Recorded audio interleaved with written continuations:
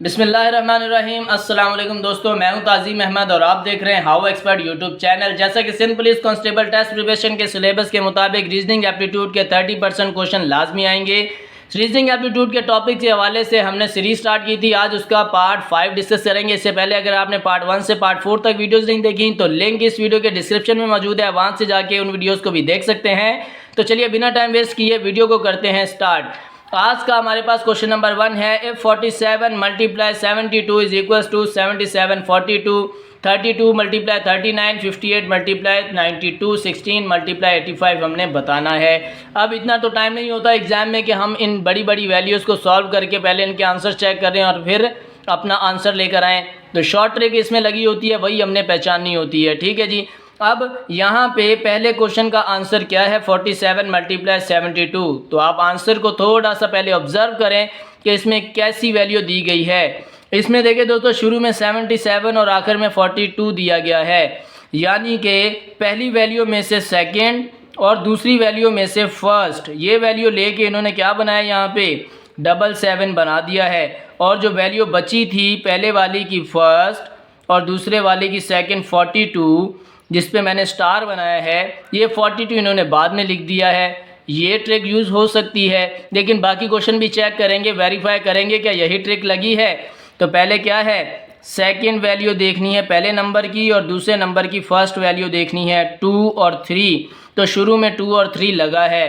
अब जो वैल्यू बच गई है 3 और 9, क्या ये लगा है, 3 और 9 भी है, दूसरा नंबर भी हमारा सही है। 58 मल्टीप्लाई 92, तो पहली वाली वैल्यू की सेकेंड और दूसरे वाले की फर्स्ट हमने देखनी है। 8 और 9 तो है, फिर बचा क्या है 5 और 2, तो 5 2 भी है, यानी कि यही ट्रिक यहाँ पे चलेगी। तो अपने क्वेश्चन के सॉल्व के लिए हमने क्या करना है, पहली वैल्यू की सेकंड वाले नंबर जो है उसको लेना है और दूसरे वाले में फर्स्ट नंबर को लेना है। ठीक है जी। 6 और 8 आ गया, हम यहाँ पे लिखते हैं 68।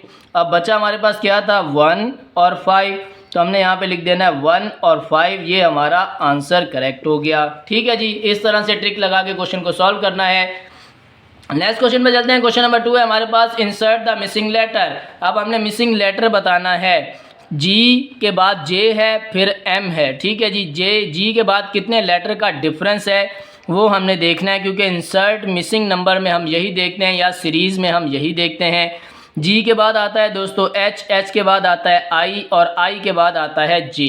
ठीक है जी। अब जे और एम के दरमियान में क्या डिफरेंस है, जे के बाद आता है के के बाद आता है एल और एल के बाद आता है एम, यानी कि 2 लेटर का डिफरेंस है। बाकी में भी चेक करके देखते हैं। एम के बाद आता है एन के बाद आता है ओ के बाद आता है पी, यानी 2 लेटर का डिफरेंस है। पी और एस के दरमियान में पी क्यू आता है, फिर आर आता है, क्यू आर के बाद एस आ जाता है। इसी तरह ये भी सॉल्व होंगे। आर के बाद दोस्तों आता है एस के बाद आता है टी और टी के बाद यू। अब यू के बाद 2 लेटर का डिफरेंस आएगा तो हमारा आंसर आ जाएगा। यू के बाद आता है वी और वी के बाद आता है डब्ल्यू, तो यहाँ पे 2 लेटर हो गए। डब्ल्यू के बाद क्या आता है, एक्स आता है, आंसर हो गया, कोई मुश्किल ही नहीं है। नेक्स्ट दोस्तों क्वेश्चन नंबर 4 है। क्वेश्चन नंबर 3 दोस्तों हमारा मिसिंग हो गया, थोड़ा सा पेज फट गया है, तो मैं इंशाल्लाह नेक्स्ट जो है वो वीडियो में उस क्वेश्चन को ऐड कर लूँगा। क्वेश्चन नंबर 4 है हमारे पास, if 2 multiply x 8 24, 3 multiply 9 12 36, 8 multiply 8 then 3 multiply 2 हमने बताना है। अब इसमें क्या ट्रिक लगाई गई है, 2 मल्टीप्लाई 6। अब वह आंसर को हमने देखना है। ठीक है जी। अगर आंसर में 8 जो है 2 मल्टीप्लाई अगर हम 4 करें तो 8 आता है। इसी तरह 6 को भी 4 से ही मल्टीप्लाई करना पड़ेगा। 6 को मल्टीप्लाई 4 कर लेते हैं, 6 4 जार 24। ठीक है जी। 2 4 जार 8 और 6 4 जार 24, 8 24 हो गया। बाकी भी चेक करने हैं आंसर हमने वेरीफाई करके। 3 मल्टीप्लाई 4 9 मल्टीप्लाई 4, 3 4 जार 12, 9 4 जार 36, ये भी सही है। 8 मल्टीप्लाई 4 8 मल्टीप्लाई 4, 8 4 जार 32, 8 4 जार 32। ठीक है जी। अब इसको भी सॉल्व करना है, तो 3 मल्टीप्लाई 4 2 मल्टीप्लाई 4, 3 4 जार क्या हो गया 12 हो गया, 2 4 जार 8 हो गया, यानी कि 128 हमारा आंसर हो गया। सिंपल ट्रिक, ये तो आसान क्वेश्चन था। नेक्स्ट क्वेश्चन पे चलते हैं। तो क्वेश्चन नंबर 5 है हमारे पास, x and y are children of z. अब एक्स और वाई जेड के चिल्ड्रन हैं, उनके बच्चे हैं जेड के। Z is the father of X but Y is not the son of Z. What is Y to Z? Brother, son, daughter, sister. अब क्या कहा जा रहा है दोस्तों, X और Y जो है वो Z के बच्चे हैं, चिल्ड्रन हैं।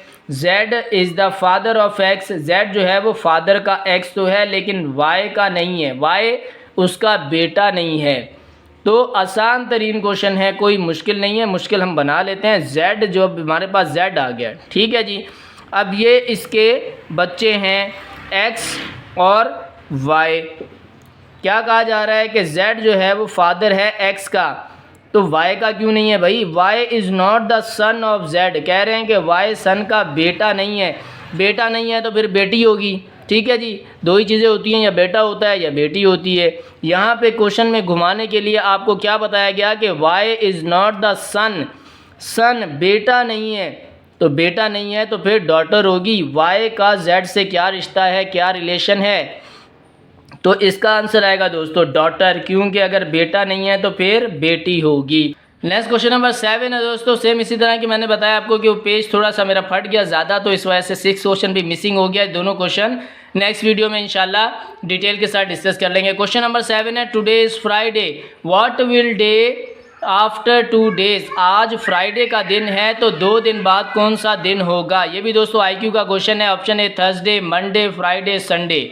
अब आज जो है वो फ्राइडे है तो हम यहाँ पे लिख लेते हैं फ्राइडे। अब 2 दिन के बाद कौन सा नंबर होगा, दिन होगा? तो फ्राइडे के बाद आता है सैटरडे, सैटरडे के बाद आता है संडे, 2 दिन हो गए। संडे के बाद क्या आएगा? मंडे। तो हमारा करेक्ट आंसर क्या होगा? ऑप्शन बी में मंडे। नेक्स्ट क्वेश्चन नंबर 8 है, Monday is to February as Friday is to dash.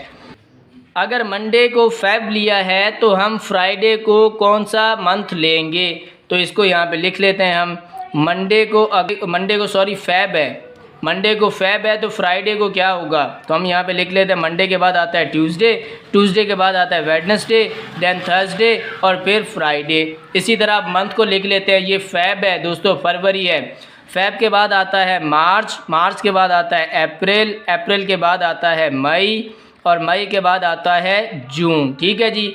तो फ्राइडे की जगह क्या आएगा? फ्राइडे इज़ टू जून आएगा। ऑप्शन बी में हमारा जून आंसर करेक्ट हो जाएगा। नेक्स्ट क्वेश्चन पे चलते हैं। तो क्वेश्चन नंबर 9 है दोस्तों, find the 2 consecutive number such that the difference of their square is 45। अब 2 कॉन्जिक्यूटिव नंबर हैं जिनका डिफरेंस उनके स्क्वायर का लेना है जो 45 आएगा। पहले तो 2 कॉन्जिक्यूटिव नंबर हमें पता हो दोस्तों। कॉन्जिक्यूटिव नंबर होते हैं x, x+1, x+2, x+3। इस तरह से दोस्तों ये सीरीज़ चली जाती है एंड तक, जो कि ख़त्म नहीं होती, तो ये हमारा कॉन्जिक्यूटिव नंबर कहलाता है, ठीक है जी। अब क्वेश्चन में क्या कहा जा रहा है कि find the 2 consecutive number, 2 consecutive number हैं that the difference of their square, उनके स्क्वायर का जो डिफरेंस है वो किसके बराबर है? 45 के बराबर है। तो हमने लेट कर लिया कि पहला कॉन्जिक्यूटिव नंबर हमारा x है और दूसरा कॉन्जिक्यूटिव नंबर हमारा x+1 है, ठीक है। जिसको यहाँ लिख देते हैं फर्स्ट, इसको लिख देते हैं सेकंड। ये 2 कॉन्जिक्यूटिव नंबर हैं। अब क्या करना है? इनके डिफरेंस का स्क्वायर करना है। पहले तो हम इसका डिफरेंस लिखें। डिफरेंस मैंने आपको बताया था कि माइनस को कहते हैं, ये हमने कर दिया माइनस, ठीक है जी। अब इनका स्क्वायर लेना है, स्क्वायर का भी स्क्वायर ले लिया हमने। ये 2 कॉन्जिक्यूटिव नंबर आ गए। फर्स्ट आ गया हमारे पास x और सेकंड ले लिया हमने x+y। जिस तरह क्वेश्चन में कहा गया कि इनके डिफरेंस लें, डिफरेंस हमने लिया माइनस, माइनस के साथ वैल्यू आ गई। अब इनका स्क्वायर लेना था तो हमने क्या किया? स्क्वायर ले लिया। अब ये स्क्वायर किसके बराबर है?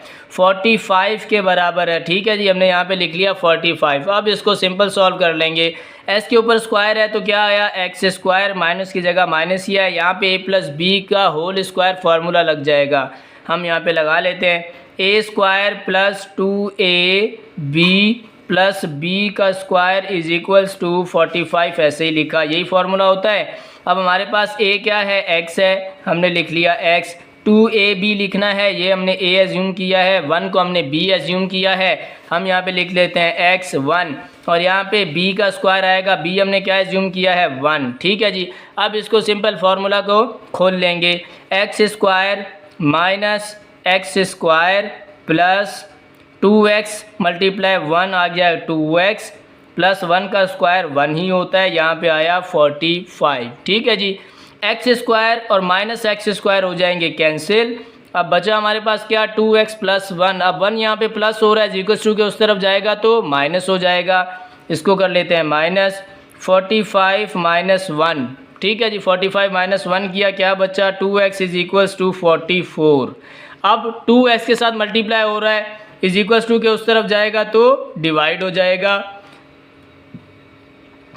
ये हो गया डिवाइड, 2 1 ज़ार 2, 2 2 ज़ार 4, 2 2 ज़ार 4। एक्स की वैल्यू क्या है हमारे पास, 22। ठीक है जी, पहला कॉन्जिक्यूटिव नंबर तो हमारे पास आ गया, एक्स की वैल्यू आ गई 22। अब सेकंड कॉन्जिक्यूटिव की नंबर की वैल्यू हमने निकालनी है, तो हम यहाँ पे सेकंड कॉन्जिक्यूटिव नंबर लिख लेते हैं, x प्लस 1। ठीक है जी, x इसके बराबर है 22 के, और प्लस 1 करेंगे तो हमारे पास क्या आ जाएगा, 23। तो यानी कि पहला कॉन्जिक्यूटिव नंबर हमारे पास 12 है और दूसरा कॉन्जिक्यूटिव नंबर हमारे पास 23 है। ठीक है जी, ये हमारा हो गया आंसर। नेक्स्ट और इस वीडियो का लास्ट क्वेश्चन, क्वेश्चन नंबर 10 है, जो कि हमेशा से आपके लिए होमवर्क होता है, तो इस बार भी आपके लिए होमवर्क है। तो इस क्वेश्चन को भी आपने हल करके मुझे कमेंट सेक्शन में इसका आंसर बताना है। कंप्लीट द सीरीज़ का क्वेश्चन है A3, B12 और C48। इससे आगे 2 ब्लैंक्स दी हुई हैं, 2 ब्लैंक्स का आपने बताना है कि क्या आंसर आएगा। आंसर निकाल के कमेंट सेक्शन में बताएंगे तो मैं इंशाल्लाह ज़रूर आपको एड्रेस करूंगा आंसर से रिलेटेड कि राइट है या रॉन्ग है। ये थी दोस्तों आज की वीडियो। उम्मीद करते हैं आज की वीडियो आपको इन्फॉर्मेटिव लगी होगी, आपने कुछ सीखा हो। वीडियो अच्छी लगी हो तो वीडियो को कर लें लाइक, चैनल को कर लें सब्सक्राइब, बेल आइकन पे ज़रूर प्रेस करें ताकि हमारी मुलाकात जल्द हो सके।